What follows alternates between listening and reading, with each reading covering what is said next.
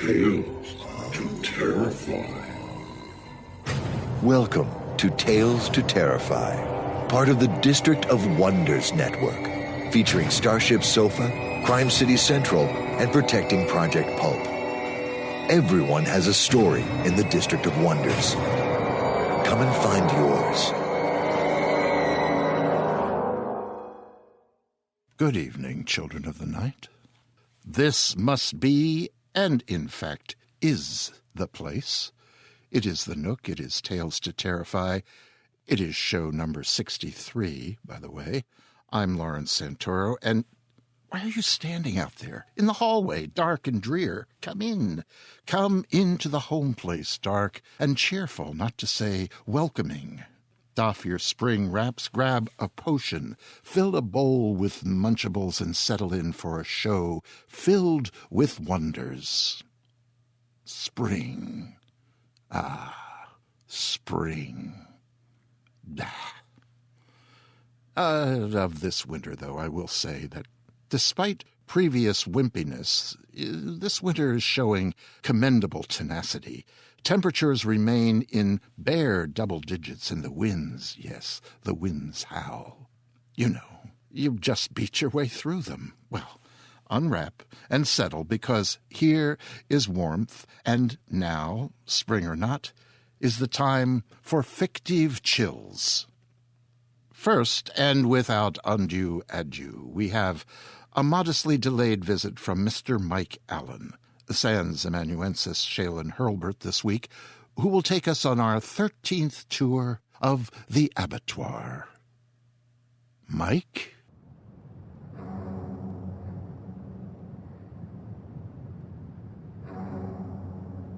Greetings, Tales to Terrify listeners, and welcome to the latest installment of Tour of the Abattoir. I'm Mike Allen, and this time around I've got a grab bag full of dismembered parts to share with you. At the start of the year, a lot of Locust Swarm-style buzz began to build over the new horror film Mama, which had Guillermo del Toro's name attached to it prominently, even though he only executive produced, which in film industry terms is a rather hands-off role. It's fairly obvious why Del Toro would put his name across the top of Mama. He has a passion for the old-fashioned ghost story as represented in film, and Mama falls into that pattern, though it's a lesser example of that sort of story. It's not even the standout in Del Toro's stable, but that doesn't mean it's a bad movie, either. What do I mean when I say old-fashioned ghost story? Well, the high watermark for a movie that frightens for what it implies about the supernatural rather than what it shows might well still be the 1968 black-and-white version of The Haunting, based on Shirley Jackson's classic The Haunting of Hill House. I can't claim to have seen every ghost story committed to film that's out there in the world, but I have seen The Haunting, and that definitely holds the high watermark for me. There's a scene in The Haunting where all of our main characters are cowering in a locked room as something outside the door tries to get in at them, first trying the doorknob, then pushing against the door so hard that the wood bows and threatens to crack. You never see what's on the other side of the door, which makes the entire sequence all the more powerful and terrifying. Del Toro's career has encompassed horror of all sorts, but it's clear his sentiments lie with the style espoused by The Haunting, rather than the genres of splatter, slasher, and so-called torture porn. Even if none of his films have ever been as subtle and minimal in their scares as that 1968 masterpiece. Del Toro is going to show you the ghost. He is going to give the monster its close-up. That doesn't mean, though, that his films are not scary. I'll bet my left arm that anyone who watches his third movie as director, The Devil's Backbone, for the first time, is going to have the bejesus scared out of them more than once. Set in an orphanage during the Spanish Civil War, The Devil's Backbone, I will argue, contains one of the most frightening visual realizations of a ghost ever brought to film, perhaps mitigated a bit now by being often imitated, not least by this new flick, Mama. Before I get there, let me just run down the rest of Del Toro's ghostly resume. We get The Devil's Backbone in 2001, Pan's Labyrinth in 2006, The Orphanage in 2008, Don't Be Afraid of the Dark in 2011, and now, Mama. Of the earlier films, you're more likely to have seen Pan's Labyrinth, which was a contender for the Oscar for Best Foreign Language Film, and which, though you might not have known it, is a kind of spiritual sequel to The Devil's Backbone. Rather than ghosts per se, you have Del Toro's takes on fairy tale monsters, and there's a question that's left unresolved at the end as to whether any of the film's supernatural events are real. Commendably, the idea that little Ophelia is escaping into fantasy through her adventures doesn't wash, because the fantasy realm is just as frightening and evil as her cruel reality. For me, Devil's Backbone is a superior film simply because it holds together better as a story. I've always felt the parts of Pan's Labyrinth were greater than the whole. We also have The Orphanage, a Spanish-language film which Del Toro executive produced, and which was released in the U.S. with his name featured prominently. It, too, had a few things in common with The Devil's Backbone. In a way, it ups the ante, as instead of one creepy ghost child, you've got nearly a dozen of them. There's some astonishing and frightening scenes in that 2008 film that approach the subtlety of technique in the haunting. Del Toro had a much more direct hand in Don't Be Afraid of the Dark, producing and co-writing the script.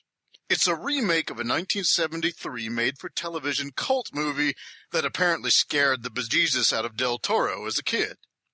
I haven't seen the original, but I can tell you that Del Toro's special effects-laden update, while it definitely has its moments, is not up to the standard of the previous three films in terms of boring under the skin of your mind and taking up permanent residence. You have to wonder, though, if Del Toro's penchant for eerie little fairy creatures didn't start with seeing that old film on TV, as Don't Be Afraid of the Dark is jam-packed with them. If anything, you see a bit too many of them. There's no denying the horror of the climactic set-piece, though. Whatever you might think about Katie Holmes, what her character suffers will make you cringe. There's something The Orphanage and Don't Be Afraid of the Dark have in common. Supernatural beings apparently just want mommies to love them, and they'll do whatever it takes to acquire one for themselves. Which finally brings us to Mama, which kind of flips that idea around. Here's a ghost who wants children, and if you're not going to let her have yours, woe to you. Mama definitely falls toward the subtle scare end of the spectrum, though the bar for what that constitutes has shifted a bit in our time. There's no blood, but by the end of the film you've gotten a good enough look at the title Spectre, several times over, that she ceases to be all that scary, which is kind of too bad. If you took the genuinely scary sequences in this film, liberated them from the rather cliched plot they've been woven into, and just spliced them together in a montage, you'd have an epic nightmare that could deprive you of sleep for days. But taken as a whole, that's not the effect Mama has. This film began life as a short vignette, same title, viewable on YouTube by new filmmakers Andy and Barbara Muschietti. It's an ingenious little showcase of special effects and camera work, though I have to say the Mama that appears in the short reminds me a lot of the ghost from The Devil's Backbone. It's easy to see why Del Toro would have been drawn to it. The feature-length version, though, makes some curious choices. It's set in Virginia, for one thing, with the haunted cabin where the specter is first revealed supposedly standing in Clifton Forge, a town about an hour or so's drive from where I live here in Roanoke, Virginia. And yet these precarious mountain vistas sure look a lot like Canadian scenery to me. Not to mention the immense Raiders of the Lost Ark-like warehouse of artifacts that's supposedly found at the Allegheny County Courthouse. I've been to that courthouse, and none of the clerks have ever shown me that room. But that is a small matter. The larger matter is that in expanding this short to a feature-length film, the creators essentially came up with a boilerplate story that proceeds the way you've seen any number of haunting/exorcism films proceed before, with events dictated by the tropes of the genre rather than actual cause and effect logic. Jessica Chastain is perfectly fine as a punk rocker forced by rather improbable circumstances to become a surrogate mom to the 2 abandoned children Mama has taken under her wing. But aren't you a little tired of ambitious single women in movies who become, quote, real women, unquote, when they discover their nurturing instincts? It's just about as tiresome as minority characters sacrificing their lives for the good of the white family unit, or people wandering off alone to inspect a noise when an invincible undead psychomaniac is on the loose. The child actors who play the 2 little girls that Mama has raised in the woods and doesn't want to give up are just terrific. To be honest, those girls make the movie work. The ending of Mama is bizarrely sentimental. I had mixed feelings about it, but didn't think it was terrible. I'm going to pick on my lovely wife. Anita actually cried at the end. I did not. I did appreciate the ending's twist. You reach a point where it looks like things have turned out all right after all, and then they don't. But it's still bizarrely sentimental. All the same, I appreciate the effort that went into making many of Mama's set pieces genuinely frightening the way nightmares are frightening, rather than just a showcase for gore effects. Thinking about Del Toro's admirable passion for relative subtlety in horror leads me to a favorite writer who, in words, works much the same way, Peter Straub. Recently, I had the pleasure of reading Peter's 1993 thriller, The Throat, loaned to me by my buddy Shallon Hurlburt. By the way, if you're wondering where he is, well, he and I were unable to coordinate a mutual viewing and review of Mama, so I've done it solo, but we're negotiating our next collaboration, so don't worry. If all goes well, you'll hear from him next time. Now then, The Throat, despite not being marketed as a horror novel, somehow managed to win the 1994 Bram Stoker Award for Best Novel. I don't begrudge Peter that award. It's a masterfully written thriller, a poetic and complex crime novel, and it certainly contains elements of horror. Ghosts play a not insignificant role, and the murders are certainly horrific. In my last couple columns, I mentioned reading novels such as Let Me In and This Book is Full of Spiders. I also read the latest Jim Butcher Harry Dresden novel, though that doesn't really fit in here in terms of coverage. But when I was reading Straub's novel, I felt as if I'd stepped up to a higher plane. There's a grown-up steering this story, a master at the peak of his craft. The Throat is connected to 2 other Straub novels, Coco and Mystery. I've read the former, not the latter. Together, they form the Blue Rose trilogy, though they're not a trilogy in the traditional genre sense. Though Straub is without question one of the giants of the horror field, he doesn't seem to have amassed the level of fandom that's out there for the likes of Stephen King and Clive Barker, and I think the reason why has to do with why I like his work so much. He doesn't particularly care about world building or even telling straightforward stories. Rather than writing a straight sequel, he'll write a novel in which a character who claims to be the author of the previous book asserts that everything in that book was a half-truth or flat-out wrong. And then the character will proceed to share what he claims to be the real story. Straub plays with unreliable narrators, unreliable narration, meta-realities, and the very relationship of book to reader in a way that no other mainstream horror novelist does. In The Throat, novelist Tim Underhill, a frequent protagonist of Straub's who often doubles as a sort of alter ego, reveals that he is actually the author of Coco and Mystery. Just so you know, he was a character in Coco, but not the main character. Underhill explains that the events he's about to recount in The Throat will correct a number of things he got wrong in those first two books. Do I believe him? I'm not sure. But the story that he does then recount is a doozy. Underhill gets called back to his hometown of Millhaven because the Blue Rose murders have started again.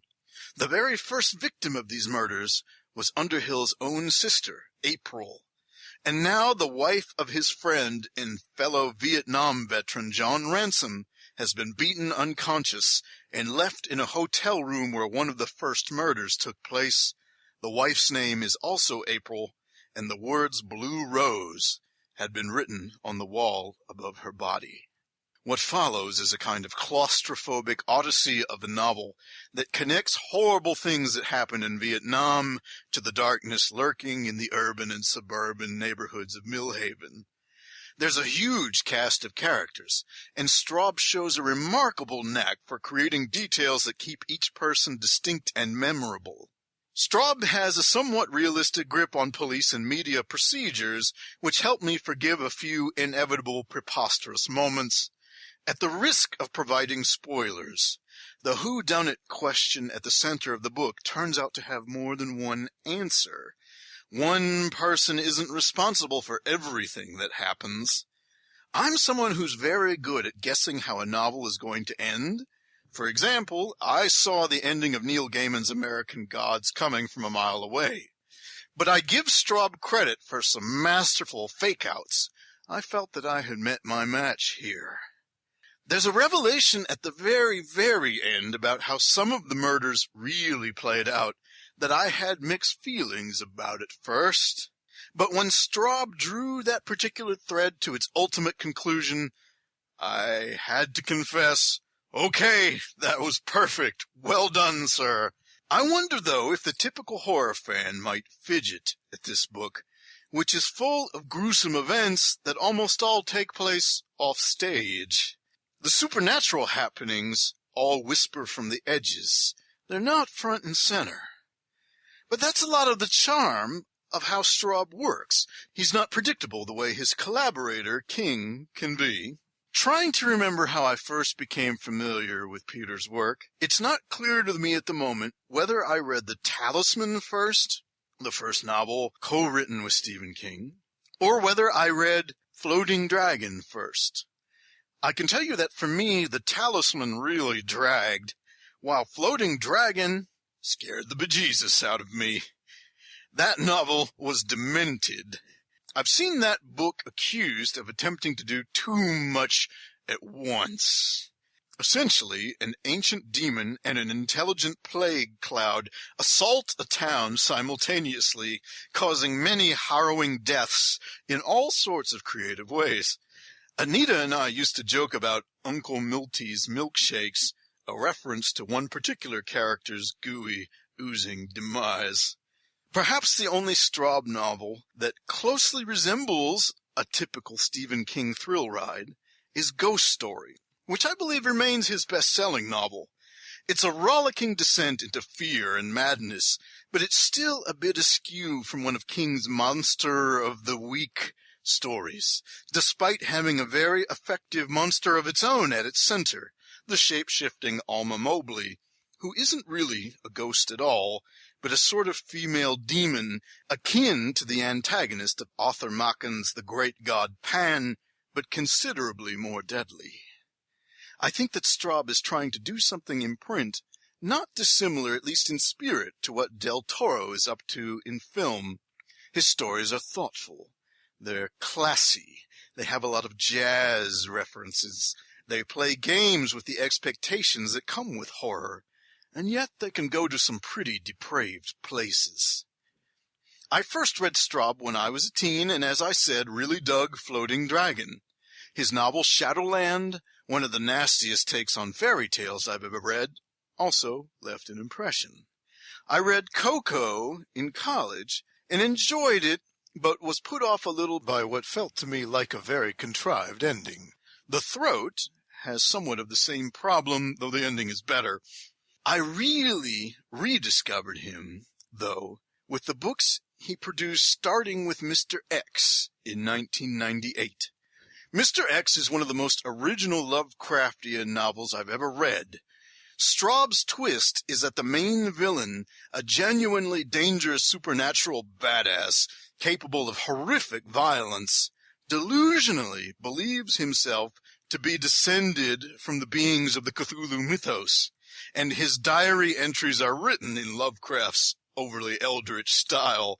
After another collaboration with King, Black House, Straub followed with Lost Boy, Lost Girl, which brings back the heroes and setting of The Throat, but takes them in a completely supernatural direction and introduces one of the creepiest haunted houses ever imagined. Lost Boy, Lost Girl was followed with another slantwise sequel, In the Night Room, that, like The Throat, purports to be a true retelling of the events of the previous book, though this novel toys with realities at so many levels that I just have to imagine we still don't have the real story yet. Or maybe we just haven't found the perfect version. And if you've read In the Night Room, you know what that last remark meant. But I'm not going to give you listeners any other context. Go read it. Find out. I was there at the World Fantasy Awards ceremony in 2010 when Peter Straub was given a Lifetime Achievement Award, and I was the first person to shake his hand and congratulate him afterward. One of my few fanish accomplishments that I'm still proud of. Talking about old-fashioned ghost stories, I will assert that Straub's work falls right in line with such 19th century classics of the weird as Oliver Onion's The Beckoning Fair One, or examples of early 20th century strangeness such as Jean Ray's The Shadowy Street. Straub just turned 70 and he's still going strong. If you haven't tested out his work, I hope you will, and keep your mind open to a little experimentation when you do. After all, isn't this the only purpose you were born for? To let us horror writers experiment on your brains?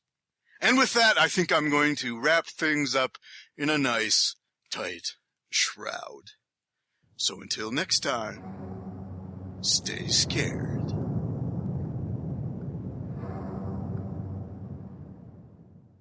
And thank you for that, Mike.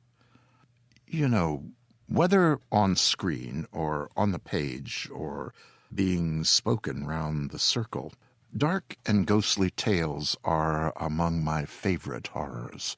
I say ghostly with some thought. There are many tales and films that tease us with the essence of ghost without ever showing us a spook or a spirit in the flesh, as 'twere. M.R. James, Henry James, others. I love those. Terror without a face is always best, because if it's there, it must then be described. And I absolutely agree with Mike about Guillermo del Toro's work. First class all the way. The Devil's Backbone is one of the best ghost tales on film, I think. Almost as good as The Haunting, the real one, not the techie remake from 20-whatever with Liam Neeson et al. Now, that old black and white film with virtually no special effects is the cinema of the ghostly at its finest. And for modern tales of the ghostly, Peter Straub. Yes, if you're not a fan, then you've not read him. He is a damn good writer. Forget the horror part. His work is just great writing. So, thanks, Mike, for that tour of the Abattoir. Speaking, by the way, of abattoirs, old friend of the Nook, Martin Munt's fiction collection, The Crawling Abattoir, along with its brother collection, The Dark Underbelly of Hymns, is now available on Kindle for a scandalously low price. Far less, I might say, than our own Tales to Terrify, Volume 1. Tales to Terrify, of course, is still, and I think is permanently, available only on inked paper. But for Marty's books, stop by Amazon, type in Martin Munt, that's M-U-N-D-T, and scan the virtual shelves for those two collections, The Crawling Abattoir and The Dark Underbelly of Hymns. Peter Straub likes them, by the way. And, whilst tapping away, stop by the Tales to Terrify site and do what? Yes, buy the book. And, of course, you can make a contribution, too. That would be nice. I am told by our producer and father figure, Tony C. Smith, that thousands of listeners now stop by the Nook every month. It's very nice. And just so you know, there's always, as E.F. Benton has said, room for one more. So, ask your friends to join you. You could make an evening of it. Gather, pour drinks, parcel out the goodies, grab a cat or two, and listen. To what? To fiction, of course. And our fiction tonight is from Gary Fry. It is an atmospheric, spooky little chiller, and don't we love those? And it's called The Indelible Strain of Company. While Gary's first and brightest love is literature, he has a first-class degree and a Ph.D. in psychology. He lives in Whitby, England, literally around the corner from where Bram Stoker was staying whilst thinking of vampires and writing about a certain count named Dracula. While Gary dabbled with prose in his teens, he says he's been writing seriously for around 10 years, and his first sale was a pretty major coup when he got a short story, Both and, in Ramsey Campbell's international anthology Gathering the Bones. Since then, Gary has published short story collections, novellas, and novels. His first collection included an introduction by the aforementioned Ramsey Campbell in which Gary was described as a master. Gary says his interest in psychology and philosophy inform his fiction. He likes to think that every facet of his thought can be strung together by reading his assorted pieces, each adding to the whole, a vision, if you like. So here, have a peek through Gary Fry's thoughts with The Indelible Strain of Company.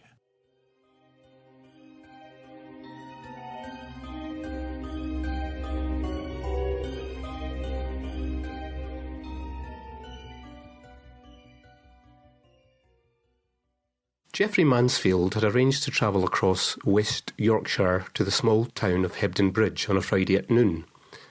This would be his attempt to enjoy a short break without the encumbrance of the weekend rush and crush. He set out for the railway station in uncharacteristically high spirits. It was a cool autumn morning in Bradford, and drizzle hung in the rough air of the city. He would soon be away from all this, he reassured himself. The pollution, the downtrodden people, the modern world in general.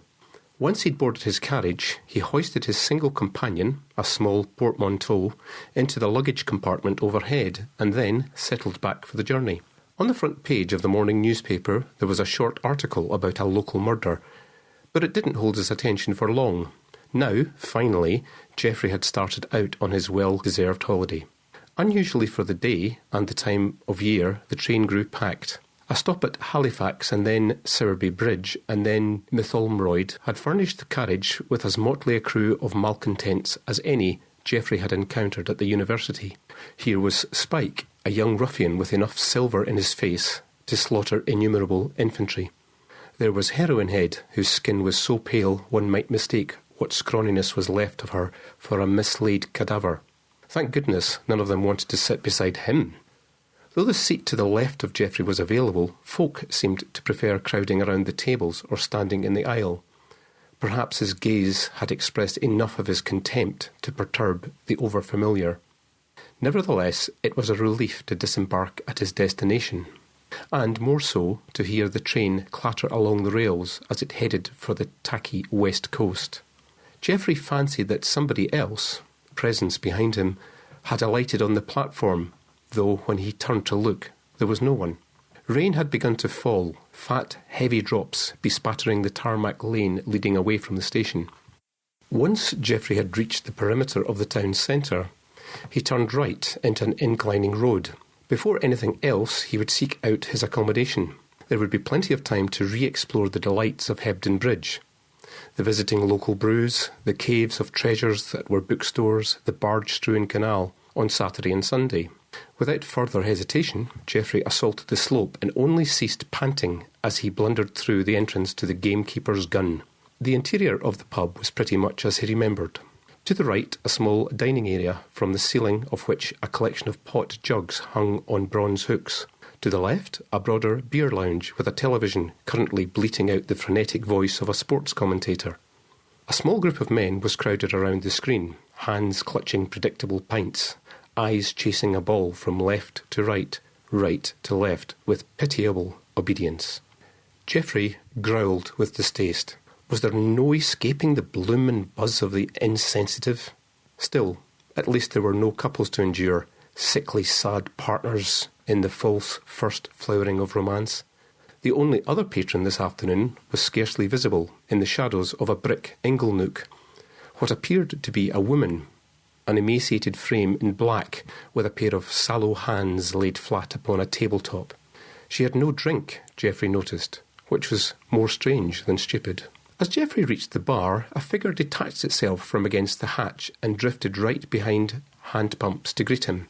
It bore a familiar face, the hooded eyes, the splintered teeth, the hairless, blocky crown of the landlord. Geoffrey feigned a smile, the thinness of which scarcely unsettled the composure of his sullen visage. "Good day to you, sir. We've had you here recently, have we not? The name's Mansfield. I spent a few days with you last year." But there's something missing. Let me think now. Let me put my finger on it. "I'm tired. I've been travelling. Could you please let me have my key and guidance to my room so that I might freshen up?" Of course. There was a pause. Then, "But you'll permit me to ponder while I work." As the landlord scrabbled in a drawer overhung with myriad optics, Geoffrey held his breath. The old bugger. Yes, he must be flirting with retirement. That was 10 years unwarranted seniority. Was thinking hard, his ribbed brow pinched towards the bridge of a solid nose. When he joined his guest on the other side of the counter, the landlord tapped a key hitched to a chunky plastic fob against the dimpled prow of his chin. What could it be? Follow me. This way, please, upstairs. Geoffrey was led towards a door, fitted atop 3 carpeted steps. Once the door had croaked open and the landlord's feet beat thrice upon the stairs, there was a sudden, violent exclamation. Then the man had turned on Geoffrey, leering misshapenly, accusingly. Got it. It's your other half, the wife. She's not with you. That's what's missing. But you must forgive me if I'm speaking out of turn. Before Geoffrey could bark something unbecoming in response, something with violent import, there was a cheer from across the lounge, surely not in favour of the landlord's recollection. Geoffrey whirled on his heel, his case thumping his right shin, and saw men in red embracing. So the drinkers' team had scored, yet this only contributed to Geoffrey's rage. To calm himself, he averted his gaze to the inglenook beyond the television. The woman had gone now, perhaps to the toilets beyond the dining area. Geoffrey had neither heard nor seen her movement, though that was hardly surprising, surrounded as he was by the scourge of the huge fine world. Only marginally less incensed, Geoffrey turned to see the open doorway, within which now only a head hung upside down, mouth beckoning. "Come along, Mr. Mansfield, it's waiting for you, and it's warm. I've seen to that personally." The landlord was referring to the room, of course, and to the central heating that Geoffrey could recall from his previous visit. Last year, Mary had complained, whenever had she been doing anything but, about the chill, and he'd had to bleed the radiator with the key she'd found in the bedside drawer. A filthy job, beneath him. There would be none of this during the present stay. Let the weasel who'd surged on ahead be summoned for menial tasks. Geoffrey wrestled his case through the narrow frame before plodding grimly upstairs. Well, here she is. Here who is? Geoffrey wondered for one uncomfortable moment, and then slapped away his foolishness. The landlord had pushed the key into the lock in advance of kicking open the door. Room 3, Geoffrey observed. That was good. It wasn't the double he'd shared with Mary. Not that he believed in anything beyond the rational, reasonable world. It was the wife who took the booking. I had no idea it was you. I believe she informed you that other than the doubles, only here was available, and that you'd said, go ahead, book it anyway. Look, you could let your case sleep in t'other bed. Ha! What's happened to Mrs. Mansfield, sir? Is the news as grave as I fear? I'm afraid my wife passed away very recently. Oh, as bad as I expected, and my condolences, of course. They're irreplaceable, aren't they? Oh, I know that mine is like a hunch most of the time. On my back is what I mean. Oh, but I couldn't do without her, you know. I couldn't really. Is it hard, sir? Hard for you? I think about it a great deal. Now, if you'll excuse me... For sure, sir. No problem, as our Italian cousins say. Perhaps you might care to join us. Oh, that's myself and a few regulars for a drink later in the bar, yes? I shall be drinking there this evening, but I'd value my privacy. Thank you. You'll have that and our respect to go with it, so help you. Here's the key. Later, my friend. Sometime later. Once the landlord had deposited the key on a dark wood sideboard, he departed, casting back the thumps of his descending footfalls. Irritating oink. Patronising scumbag. Skinny bastard. Geoffrey hefted his case onto the second of the 2 single beds, the one nearer the window, and in a foul frame of mind he proceeded to unzip the leather lid and unleash his luggage. He extracted a draft of his new paper. This was one for the ladies, and no mistake. A postmodern treatise condemning the contemporary prevalence of feminist discourse in the UK. Women wear the trousers, no doubt about that, and Shakespeare had been right. Their weapons are water bombs. Geoffrey had yet to encounter one couple to which the foregoing conclusion was not applicable. Well, just wait until he redressed the balance. Publications such as these, highly controversial, counterintuitively bold, often made late-night discussion shows on the BBC, a touch of British eccentricity to remind viewers how normal they were. But memes spread. However it was done, they spread. Geoffrey clenched his podgy fists. He would wash and change and then treat himself to a drink, or several, alone in the bar. Once the tap had ceased pumping only adequately warmed water, Geoffrey felt brighter. Raking a comb through his wispy hair, he forced himself against a mirror to the right of the shower cubicle. The years had been kind to him. He wasn't tall, and yet he had that quiet air of brooding authority to which his peers had always deferred.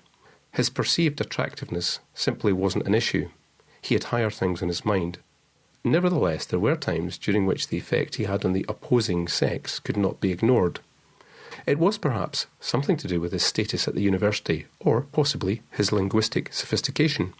The left, hemispherically dominant, seemed to go in for that kind of thing. Just then, Geoffrey's ruminations were curtailed by the sound of paper rustling back in the bedroom. The room was empty, save for the draught of cool air slipping in through the window that was marginally ajar. Was it this that had stirred his papers on the duvet of the second bed? Geoffrey stumped forward to see that the draft of his article had been blasted open on its staple. The exposed page was that dealing with female misuse of copulation, how it was offered and withheld, a manipulative form of private power that went unchallenged in an age in which men are understood as sexual offenders by definition. Geoffrey moved rapidly to the window and thumped down the sash. An immense tree in the car park craned forward to add to the gloom. It was raining hard, and only one person had elected to remain in the deluge. A thin figure turned Geoffrey's way, standing on the corner of the lane. It was almost certainly a woman. The hair was long. It must be a smear of moisture on the glass that was making her face look like that. No more of this. He needed a drink. Geoffrey gathered the key and then swept out of his room, halting only once he'd reached the beer lounge. The bar girl was young, blonde, photogenic, a piece of meat. Geoffrey ordered a pint of unknown ale and a glass of the house red. Once change had been given for a fiver, he retreated to the inglenook to sit and reflect. The wine had been offered in a lady's glass.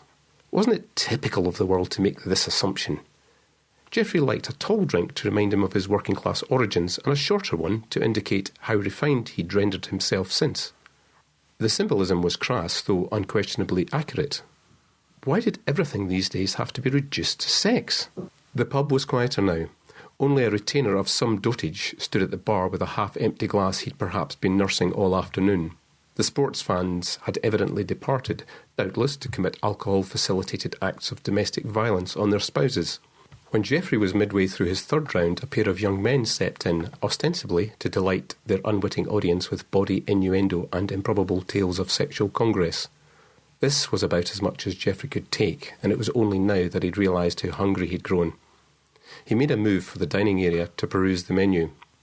The grill-browned cod in champignon sauce was delightful, a real testament to the craft of the chef. Geoffrey would certainly have to inquire after the chap's name. No sooner had he made this mental note, however, than the thought was gone, washed out on a sea of poison. Over dinner, Geoffrey had knocked back a full bottle of Chardonnay, an achievement not unique during the last year. This was the life, he thought, the alcohol doing its thing, no bloody bit char to watch over my every move. Critic-eyes it.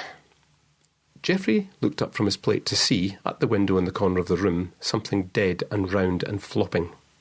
A face, was it, smudged and soundless against a dark, drizzly backdrop. It certainly looked wet, like fish. Why didn't the figure come inside out of the rain? Geoffrey pondered this question as he stood urgently and swayed to the gents. Then suddenly, with relief, amid a cloudburst of sluggish insight and an unburdening of his bladder, he figured it out. It had been a face, though not as he'd understood it. Somehow the memories of his meal, the exquisite cod, had become entwined with his perception of the shape at the bleary pane. Perhaps the face had belonged to a prospective diner, casing the joint before committing herself and an idiot of a husband in tow. Indeed, Geoffrey's conviction in this explanation was strengthened when, re-zipping his flies, he sniffed the air. That was fish, undoubtedly. The fetid aroma of some common sea vertebrate. Was it coming from behind? Were the kitchens located beyond the wall at the back of the several individual cubicles? All Geoffrey could see now that he turned was the closed door of the first cubicle, its latch underscored by engaged. Whoever was sitting within remained extraordinarily silent. For a reason he was unable to discern, Geoffrey stooped to his knees and lowered his head to the cold linoleum. He looked under the door. There was somebody in the cubicle, though what kind of man wore boots of this predilection? The high heels and pointed toes were surely redolent only of a woman's style, though perhaps the pair was as much as the owner had been able to acquire. Quite clearly he had no recourse to a brush and polish. The leather was pitted and torn in several places, and what looked like salt erosion had ruptured the tongues in their buckles. Indeed, on the floor around each sole there was a considerable pool of water. But could rain, even in this ecologically dubious age, have such an immediate degenerative effect? Geoffrey clambered again to his dizzy heights. He wasn't thinking too productively. It must be the booze. Somehow he managed to hitch the sleeve of his grey polo-neck sweater to confront the old enemy. It was still only early, a little beyond 9:30, though after a hard term on campus and all of the day's travelling, would it not be wise to seek an early night? After all, he had the whole of the weekend to look forward to. A sound sleep would set him up nicely for that. No sooner had the resolution entered his whirling mind than Geoffrey, amid a blur of pub life and a snatch of meaningless babble, was on the flight of stairs that brought him staggering to the door of his room. He was delving for the key in a pocket of his tweed pants when he heard the soft sound of sloshing from beyond a door across the hall. That was room 5, the double in which the previous year he and... well, despite the company, the accommodation had been quite acceptable. Had a fellow guest just taken a bath before advancing into the bedroom without troubling any of the courtesy tills? Certainly the footsteps, if that was what Geoffrey was hearing, there wasn't much audible substance to them, were emitting more squelch than tread. Then a noise like aged simpering was interrupted by the thud of blood in his ears, and Geoffrey was again pitched into self-regard. He was in rather a state, he could be honest with himself. He plucked out the key, wrestled with the lock, fell headfirst into his room, and then blacked out. Somehow, somewhere, he slept, amid a dream of water in which there was the inexorable threat of drowning. Geoffrey stood and walked, and then relaxed a muscle that only added to the splash and gurgle in his ears. He snapped open his eyelids, all the better to see a dark figure, its features inscrutable, looming silently before him. That had to be himself, he figured, his reflection in the bathroom mirror, he amended urgently. But then he heard moaning, toothless and febrile. Was that an old lady? Perhaps he was hearing the tenant of room 5. Geoffrey remembered now that there had been no ensuite facilities, that one must cross the landing and use the communal bathroom. The old dear must be out in the hall, struggling with her door. Thank goodness she couldn't get in here. Geoffrey was just beginning to worry about the validity of his reassurance. Had he managed to lock himself in, following entry? When somewhere in the dark he felt the cool comfort of his sheets, slumped into the mattress, and again fell soundly asleep. When he awoke, it was to a pain in his skull that initially he ascribed to daylight. No, none of that. Self-deception was for unchanging fools. This was a sensation he'd experienced more frequently as he grew older, a hangover. He couldn't drink as he had in his early years before his education in the factory with so many other lunatics. Geoffrey pushed back the sheets, swung out his legs, and then jerked very suddenly. It wasn't that he was still dressed in the clothes in which he'd arrived yesterday, though indeed this possessed its own incongruity. Rather, it was the sight of the second bed, the one between that in which he was now sitting up, and the uncurtained window. It looked slept in. The sheets were a tangle, the pillow indented with disconcerting circularity. What on earth had... Geoffrey chuckled then, the ache in his head diminishing slightly. Of course. With his restless night, he'd been up and down to the toilet, and on his return he'd climbed into this bed. Logic decreed, therefore, that he'd spent the early part of the night in the second bed, and this explained its current disorder. Bloody alcohol! It played merry hell with the psyche. Nevertheless, Geoffrey knew that come opening time he would be back with a pint and a short, the peerless company thereof. He stood quickly and strutted into the bathroom, flannel, deodorant and comb all gauchily deployed. He was ready to leave. He went to the door. Yes, he had triggered the Yale overnight, and tugged at the handle. As he stepped out, he was unable to resist a glance back into the room, more particularly a quick glare at the bed near the window. There was something about it he was unwilling to admit.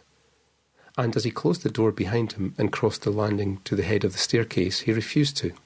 The large, dark patch on the mattress slipcover, it was approximately the size of a slight human shape in the fetal position, was surely only a shadow. At any rate, as Geoffrey had viewed it at a fleetingly specific angle, it hadn't glistened with moisture. Breakfast was just the ticket, a heady combination of grease and cholesterol that had the effect of lining his stomach without precipitating his habitual biliousness. Geoffrey ate alone, notwithstanding the attentions of the landlord, an intermittent monologue that stimulated only cathartic mental images of violence.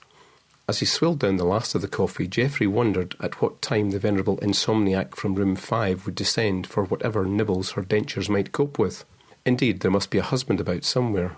What use was a double when there was only one of you? Geoffrey guessed he would meet the couple later once he'd returned from his walk and his shopping and his drink. In fact, he didn't give a bugger either way, though a certain nagging something demanded resolution, and he'd always trusted intuition. He left the table and with a swift glance of surveillance stole out of the building at a canter. Here was fun, the attempt to work out which of the windows upstairs gave onto his room. Geoffrey was standing on the curb at the opposite side of the road, glancing back at the gamekeeper's gun. It was tricky from the outside, surely much easier within. The figure at the window on the left, for instance, must be in no doubt. Was this the fellow guest Geoffrey had heard whimpering in the night? The body was certainly tiny enough to be that of an aged female, though more than this he was unable to distinguish. The light wasn't good, and the face appeared only as an implausible arrangement of flesh. Was she looking out at him, just as he was looking in? Geoffrey couldn't tell, and immediately he was no longer keen to inquire. He turned and marched for the village, his eyes fixed ambitiously forward. In his mind he'd mapped out the schematics of the building. The room on the left couldn't be the double that was room 5. Its window was too close to the tree in the car park. The room in which the figure had been standing, queer and unmoving, must be number 3, Geoffrey's own room. Hebden Bridge was crawling with deception. Perhaps that reading was a tad cynical, but of the numerous couples he saw strolling together, only one was prepared to go public with anything resembling the truth. Man and wife bickering as a cafe was selected. Geoffrey passed among such folk, brutally yoked together through nuptial acquiescence, exchanging comments like the incontinent passing water. And he laughed under his breath. He reached a remainder bookstore, and he entered, all of a sudden, failing to keep his mind innocuously occupied. The woman at the window of his room must have been the cleaner. Really, she must cease loitering if she wished to retain her position at the gamekeeper's gun. Geoffrey decided he would have a stiff word with the landlord the moment he returned. This week's Spécial discount promotion, good God, spotlighted books published with the ambitious aim of improving one's sex life. Presumably, this was an attempt to transform the distasteful, sweaty act into something vaguely tolerable, though the facial expressions of open-mouthed ecstasy on the glossy covers seemed to threaten something more disorienting. Geoffrey moved on rapidly, dismissing shelves sagging with lurid bodice rippers and laughably titled romantic tripe, before ascending 3 steps to an academic section. Here in the column marked Psychology was another shock. God at Work and Good in Bed and How to Do It in Your Head, James Green, PhD. Another fucking charlatan who'd sold himself out. What was the matter with the world? What was the matter with the Times? Geoffrey departed noisily, a bemused sales assistant in his wake. He made his impatient way up the high street, browsing the second-hand bookshops for something that was worth reading at least once. For only a £5 he picked up an early British edition of Michel Foucault's The History of Sexuality, Volume 1, and was so excited by the discovery that he buried it in his jacket as he retreated from the smiling, simple scrutiny of the unknowing vendor. At any rate, there was nobody within proximity out on the pavement, though from that moment forward, it was getting on for 11 o'clock, Geoffrey couldn't help feeling as though he were being followed, watched. He would walk back along the canal, try to clear his head, the better to maximise the enjoyment of his next medicinal influx. Geoffrey turned left at a co-op and sidled chubbily through a stone stile to gain access to the towpath. The canal and its flanks were deserted. Only a queue of garishly painted barges bobbed in the breeze. As he strolled, a family of ducks strayed in his general direction, loitered for a moment, then swivelled and departed, firm in duck knowledge that there was no food here.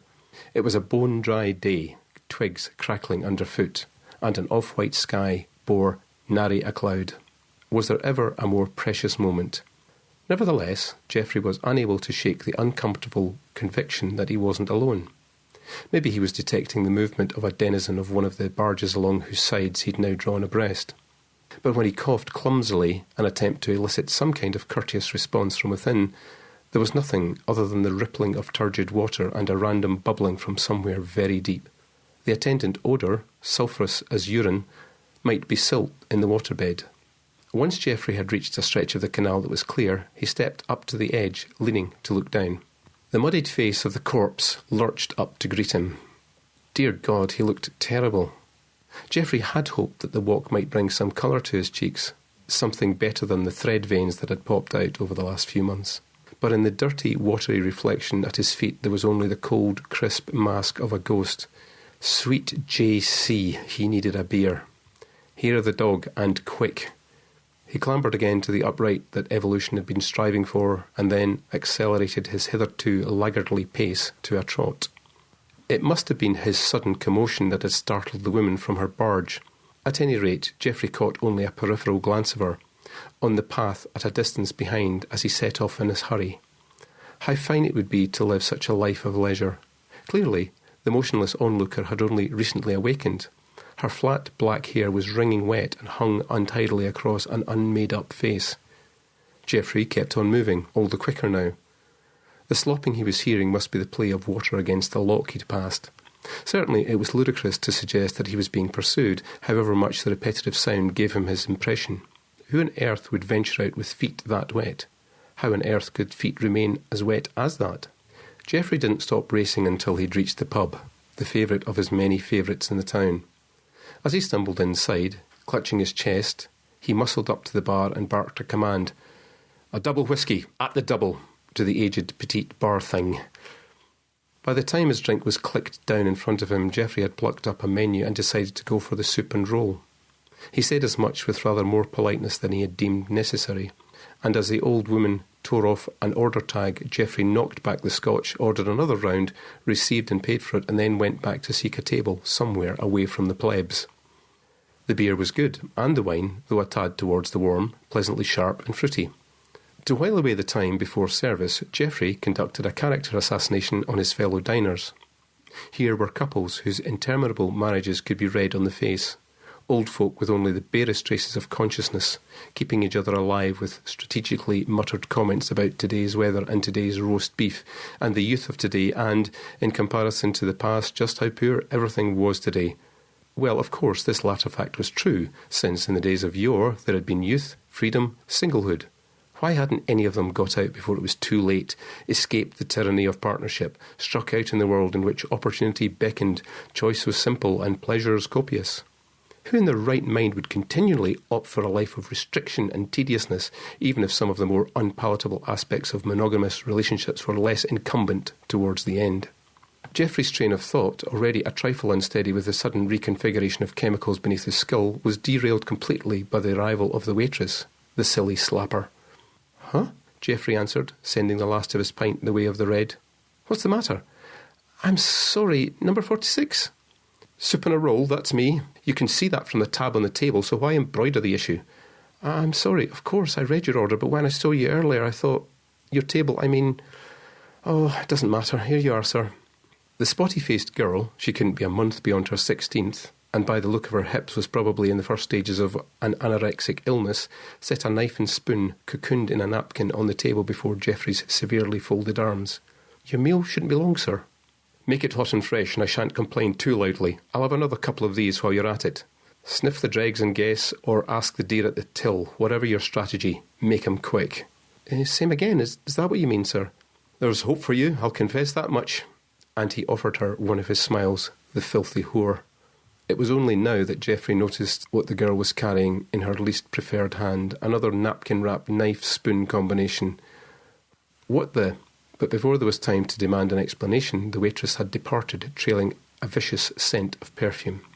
Gross impertinence, Geoffrey decided. The girl had simply assumed he would be one of a couple. Oh, the youth of today, not as astute as it had been in his own era. Geoffrey shut out the mental image of a bed sullied by a stain of malodorous dampness and waited patiently for his meal and his next dose of medication. The soup was delicious, homemade with fresh vegetables, and Geoffrey did his best to savour the taste without the impulsive intervention of alcohol. Once he'd scooped out the dregs and swallowed a final butter-moistened crust of bread roll, however, he was free for the more rudimentary task. A second round was quickly consumed, then a third, and as the bar lounge began to fill up, nobody wanted to sit with him. It wasn't as though there was no space. Why, only across the way, two couples were sharing a table just like Geoffrey's. What was wrong with this one, eh? The fucking proles. During his fourth round, Geoffrey glanced across at the empty chair opposite his, and then spluttered a mouthful of liquid.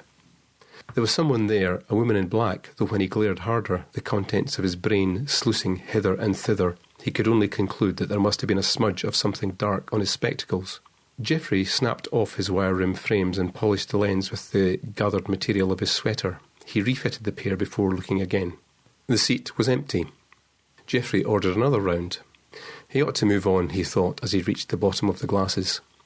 He stood with some uncertainty and finished his drinks in that position before rounding the table, his blustering, attracting gazes. Sod 'em all. Bleeding bastards. Indeed, somebody must have spilled her or his drink earlier while passing the table. On the leather seat of the chair that Geoffrey had scrutinised less than an hour ago, there was a considerable puddle of liquid. Late afternoon, the world darkening and the town swaying. Geoffrey marched, sure-footed, at any rate it felt this way, along a narrow lane before reaching a bridge whose hump he scarcely registered. He decided, or so it seemed, to take a longer route back to his accommodation, away from the hurly-burly of fleeting day-trippers and semi-clad louts and slags making early Saturday evening starts. It was quieter now in the back streets. A cobbled walkway, so steep it aspired to verticality, was earmarked with a local council sign. Heptonstall, 1 mile. As the crow flew, perhaps, Geoffrey thought, struggling to recall the old days when he'd regularly ascended the slope with ease. It was as much as he could manage today to glance up at the intimidating incline. Hey up! Somebody was already attempting the trek, a fragile figure encased in a halo of shadow who'd stopped for a breather. No, she was now turning to her left, and then she vanished through an opening of stone halfway up the slope. With his mind the way it was at present, Geoffrey couldn't be certain, but an errant strand of memory indicated that at this point in the lane there was a tiny graveyard. As he moved on, Geoffrey shuddered, wishing he'd wrapped up warmer while the night drew in. More than his recollection, however, Another thought had disturbed him. Why had he automatically assumed that the figure on the slope had been that of a woman? Hiccup, hiccup, and here he was, back within the auspices of that well-armed gamekeeper.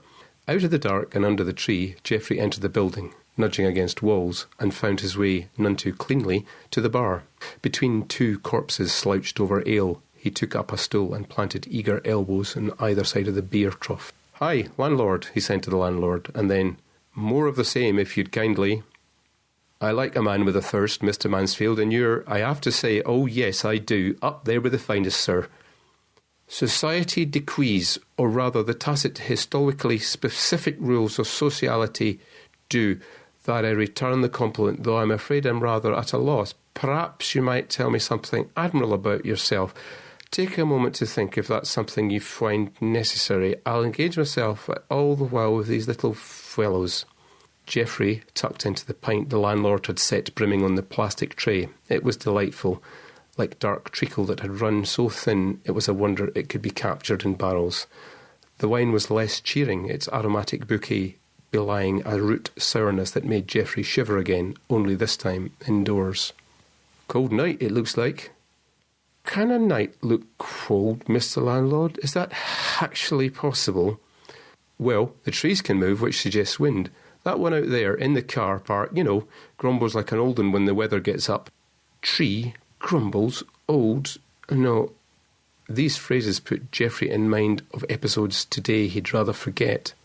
To change the subject, he backwound the dialogue in his teeming mind until he fell upon a harmless inquiry. "About yourself, you were about to tell me. Why is there indeed... What is there indeed worth the telling?" "I'm a good husband, I think. At any rate, Mrs. Landlord has few complaints." Bad start, Geoffrey couldn't help thinking. Unwelcome images surged down on his defenceless mind. But then he took another drink and, fortified by the consequent reinforcing army of neurons, decided to pursue the tide of the conversation. "But how can you be so sure?" "She laughs a lot in my company. Doesn't that tell you something?" "Might be she's laughing at you. They do, you know." "I've never really considered that." "You should. Then do something about it." He'd gone too far. Geoffrey could tell this, what little he could deduce with any confidence at all, by the look on the landlord's face. Just then, however, a customer approached the bar to be served and was promptly obliged. Deus ex machina, Geoffrey thought. All he had to do now was beat a hasty retreat to a private part of the beer lounge. He cast a surreptitious gaze into the mirror that backgrounded innumerable inverted monster spirit bottles. He was still flanked by the two grimacing mannequin deadheads. Beyond these stationary carcasses, the room was crowded with gabbling dummies. False fronts speaking sociably, holding darkness tenuously within. Perhaps the Inglenook was free. Geoffrey glanced in that direction, at its reflected location at any rate, and saw in the rebound of the glass a pair of familiar female eyes looking his way. Pain, like a thump of lead, assaulted his chest. Immediately, Geoffrey span on the stool, glaring out across the crowded snug. People flitted to and fro, victims in the making, if Geoffrey had ever seen any. Why couldn't they move out of the fucking way? All he could see of the Inglenook was the stone arch heralding its opening. To view the contents, he would have to get up and move through the hideous coupling, a prospect that made his skin squirm clammily, though he couldn't decide why. Then he stood and walked and cowered between small men and big women. Somehow he reached the Inglenook. The wraparound seating and the single table were very much available. There was nobody there. "Hey up, old man, you've forgotten your runnies." Before Geoffrey could make any further assessment of the phenomenon, a pair of heavy hands had steered him into the sedentary position and dumped a pint and wine glass roughly within range of consumption. Was the seat wet, or had he soiled himself again? No, he hadn't done that in the first place. It had just been a shadow on the bed. When Geoffrey looked up, the landlord was swimming in a sea of drowned figures, dribbling nonsense. "We were talking about women, old chap. I had a feeling that you had something to say." "Only piss." Geoffrey stumbled over his words, and then instinctively lubricated his tongue with a slurp of the fine stuff. "Only this, that it's hard to know who you are without other people. OK, without a woman to remind you, but they always want more, don't they?" "And more is what is in your fine bonds, sir?" just more physical attention, and not so much sympathetic ear as one that is altruistic. Well, I don't understand that, Mr. Mansfield, but what I will say is this. Perhaps they sometimes want to know who they are too, eh? Have you considered that one? Geoffrey pondered for a moment. At any rate, he processed what at present were passing for thoughts in his throbbing brain. Perhaps they sometimes want to know who they are too. It was some idea, a veritable archetype of lay wisdom that might have sent some of his anthropological colleagues into paroxysms of glee. Geoffrey laughed hideously.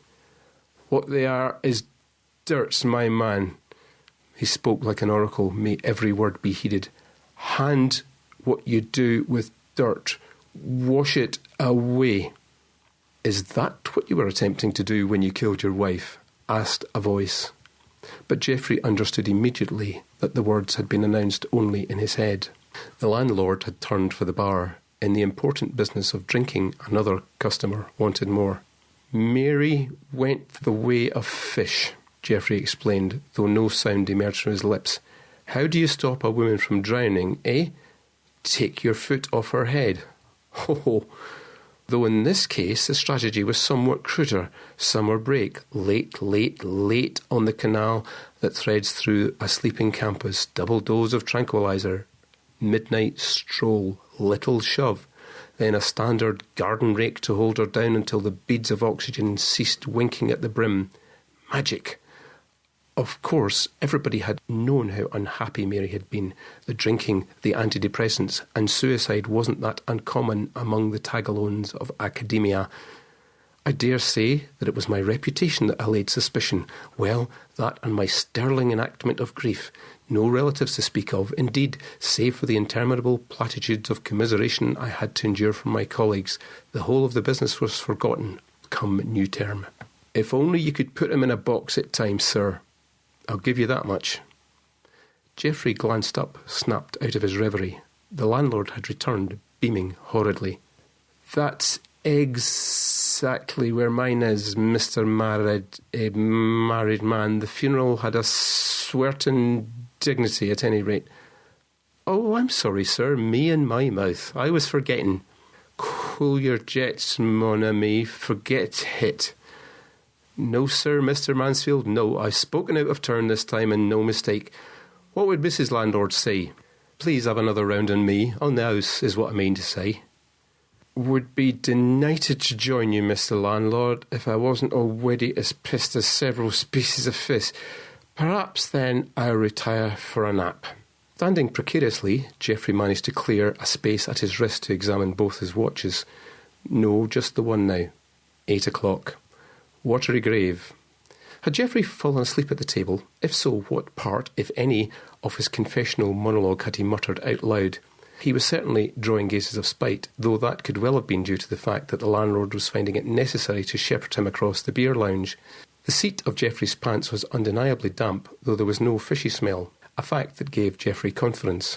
As he flung open the elevated door, ready to go solo, he turned on the landlord and scowled majestically. You know, you should have a word with that cleaner of yours. She's no good, really not a good one at all. No cleaner here, sir. Do it all myself. The bar first thing, the rooms around lunchtime. Then who had been in his room after breakfast? In that case, you must be rather stricter with your guests. The older among them I'm referring to, the old ones who have less bite than bark, if that makes any sense. Or am I... that the tree? The landlord undercut Geoffrey's increasingly perplexed meanderings. No guests older than you, sir, this weekend. None other than you, in fact. Nope, you've got the run of the place up there, so you have. So who had sullied the seating in the inglenook? But, I? The thought had gone, rushed downstream on a vigorous tide. Geoffrey's head swam, submerged by confusion. Then he shook it before readdressing his liquid attention to the stairs behind him. He left the landlord down in the depths, and all the other frisky sprats to their spawning deviance, and then thrust himself upstream. He reached the door of his room in a silent drifting motion, and then he was fishing again for his key. The little bastard didn't fit the slot. He pushed it in and out, in and out, in and out, with minimum joy, maximum disgust. Maybe the treacherous thoughts invading his mind were making his hands less competent than after other day-long binges. He should squash the agitation with something sweet and harmless, the nursery rhymes his smother mother had sung to him in his terrifying infancy. Mary had a little lamb, Geoffrey began, wrestling the key, and then rapidly trawled the surface of his restless mind for something else. Mary, Mary, quite contrary. No, Geoffrey commanded before. Success at last, entering the key, screwing it into the chamber and permitting himself to penetrate the room. Inside was bottom of the sea dark. Geoffrey hobbled across the threshold, closing the door firmly behind. The ale clicked and then the light switch did, and suddenly there was illumination. His eyes smarted, though not so badly, as he was unable to discern immediately what the landlord had done. Geoffrey paced forwards, rage supplanted only by the chemically induced tiredness, and sensed the implications of the rearranged furniture tear through his scalp. The twin beds had been pushed together to form one makeshift double. He would speak to the landlord, nay, bash his fucking brains in. However, as Geoffrey wheeled for the door, he faltered and stumbled and then finished in a heap on the shag-piled carpet. When he looked up, everything was moving. The sheets in the bed particularly were rising and falling, rising and falling, rising and falling in a quick, solid, rhythmic movement. Horrified, Geoffrey clamped shut his eyes, praying that the illusion wouldn't last. Unseeing, he rolled over so that he was now sitting up on his backside, and it was then that he heard the wet squelch of his trousers. He should get them off. There was no telling what a protracted dampness in the nether regions could do to a man of his years. Uncomfortable with the way his thoughts were flowing, he opened his eyes to see what the universe had stabilised. Geoffrey kicked off his shoes before struggling out of the pants. Now a grinning automaton, programmed with exhaustion, his socks and sweater went next, and then he was yearning for the bed. He clambered toward the first of the co-joined twins, slipped back the sheets, and eased his bulky frame onto an unprotesting mattress. As his skull sought blindly for pillows, something long and thin and limp began toying with his face, the light switch on a string suspended above his headboard. Geoffrey tugged it fast and firm, and then there was darkness. Once his vision had adjusted to this merciful oblivion, he noticed that he'd forgotten to draw the curtains. A spectre of moonlight stole in through the window to his left. But this wasn't troubling for long. Within seconds of closing his eyes, Geoffrey Mansfield fell dead to the world. He was roused by the sense of a presence in his room. He wasn't aware of how long he had slept, nor even whether he had slept. All he could perceive in the asylum of his mind was the continuing blackness of the interior, the faint silver dusting of moonlight on the contours of the surrounding furniture. Now, from the door to the right, a figure was advancing towards him. It was a dwarfed shape and utterly unstable. As it moved, its joints groaned, or something did. Maybe the slipshod footwear that in the gloom looked disconcertingly familiar. At any rate, the tread was moist, a slow, muted sloshing of leather against carpet fabric. She, indeed the figure was that of a woman, the sagging peaks of distended breasts pushed against the down flow of her dark shroud, was working her unconvincing way around the haphazard bed formation. It was only now that Geoffrey was able to examine her face. As he did so, his mind awoke entirely, grew alive with unfathomable dread. Was the woman wearing a mud pack? The kind of ineffective skin stuff the vain bitches were hoodwinked into buying by unscrupulous advertisers? The organisation of flesh in the face was clearly not as it should be, and was certainly darker. Geoffrey wouldn't have thought the old dear would bother at her time of life. The limpid, stinking, cumbersome mess of her indicated that his visitor was no spring chicken. Geoffrey was about to call out to her, "You're in the wrong room, dear," when he remembered two things. He suddenly wished he had not. He definitely locked himself in the room tonight. He was the only guest in the pub. Now, Geoffrey stirred in his nest of sheets. The woman moved closer, around the far corner of the double bed towards the place at which one ordinarily climbed in. Was this the landlord's wife, misguided by drink? She would certainly have a key to his room. Here she came, loose-limbed, face a sticky conglomeration of cosmetics, hair freshly washed after a hard weekend shift. Flat, black locks, glossy in the moonlight, were pasted across a head that looked collapsed with decay. Surely this was only an effect of the window behind, though Geoffrey was less successful at explaining the stench. Perhaps the landlady hadn't showered too well, after all. Whether she was actually the chef or had helped out in the kitchens, the odour of today's fish clung to her like frightful sea limpets. The threads of his fantasy suddenly unravelling, Geoffrey recoiled in wordless horror. The woman had proceeded to climb into the marital bed with him. Not until now did Geoffrey grow conscious of his nakedness. As the dark, wet figure with the muddy face struggled beneath the sheets of the bed, he tugged up the covers until he was enshrouded, smoke-like. He glanced forwards, shuddering as the shape settled beside him at a dishevelled horizontal. At once he realised what the fishy smell put him in mind of. Public toilets, the ineluctable smell of urine. In the peripheries of his vision, the woman was now rearing up, face mask despoiling the square of the window. He couldn't look, but just then a hand reached out to demand his attention. There wasn't much to it, just a provisional pouch of meat and sticks that clawed ineffectually at the blankets. Then the head moved in, and a voice, choked up with sewage and chlorine, whispered into his ear, "A good-night kiss, please, Geoffrey.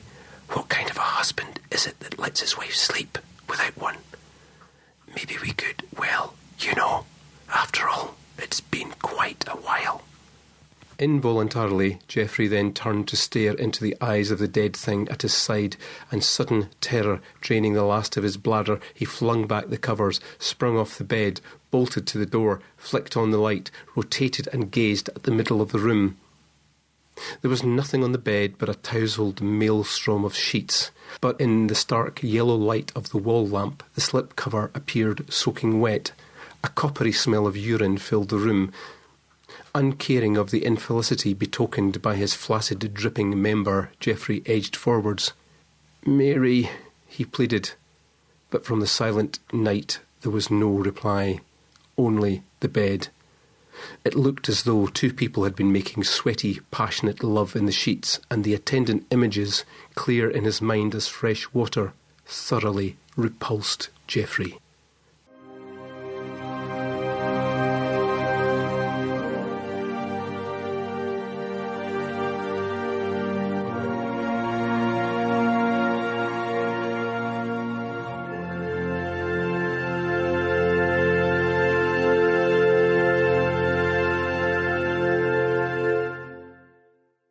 Thank you for that story, Gary. It's truly a wondrous monster. The Indelible Strain of Company first saw printer's ink in 2007 in All Hallows 42, and it was part of the collection in PS Showcase No. 1, Sanity and Other Delusions from PS Publishing. In addition to writing, Gary also runs Greyfriar Press, whose first title was the mighty horror anthology Poe's Progeny, released in the autumn, well, when else but autumn, of 2005. Since that auspicious beginning, Greyfriar Press is slowly building into a significant force in dark literature. You may visit Gary at his blog, http://www.gary-fry.com. I'll put that at the bottom of our homepage, talestoterrify.com. Gary invites you to stop by, stick round, browse a bit, then buy a book. Where have I heard that before? Buy a book. Well, the Indelible Strain of Company was bodied forth for us tonight by John Dodds. John is a Scot, obviously, who lives in Bulgaria, which is not readily apparent from his reading. John is a writer-narrator, the author of several novels and numerous stories, 3 of which have received honorable mention in the year's Best Fantasy and Horror anthologies. And, by the way, the first 2 novels in John's crime series, the Kendrick Chronicles, Bone Machines, and Kali's Kiss, are out as audiobooks from Blackstone Audio. They are narrated by British actor Robin Sachs, who has appeared in numerous films and TV series, including Babylon 5, Buffy the Vampire Slayer, Lost World, Jurassic Park, Galaxy Quest, and others. John Dodds may be reached at And I will put that at the bottom of our homepage at talestoterrify.com also. And, yes, you know what I am about to say. That will be that for this evening. I would have you be upstanding, rewrap yourselves, bright and chipper now. It is off into the chill and windy spring night for a swift walk home. Oh, by the way, north of here, avoid Graceland Cemetery. After last week, I'm afraid they know you're coming, and a simple dart to the brighter side of the street may not be sufficient this week. Also, tonight's story may have, well, whet your appetite for a quick whiskey or 3 along the way. But take my advice. Don't.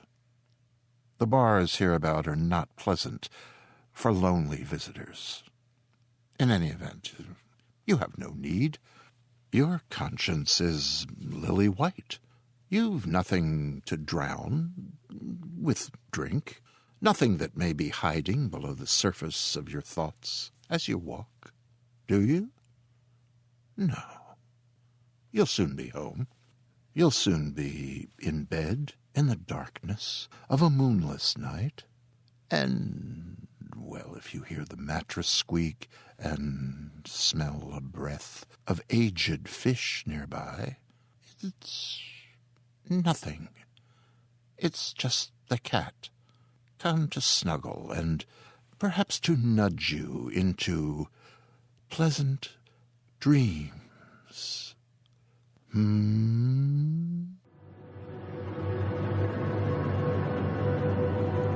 This presentation has been brought to you by the District of Wonders Network, dedicated to podcasting the finest genre fiction.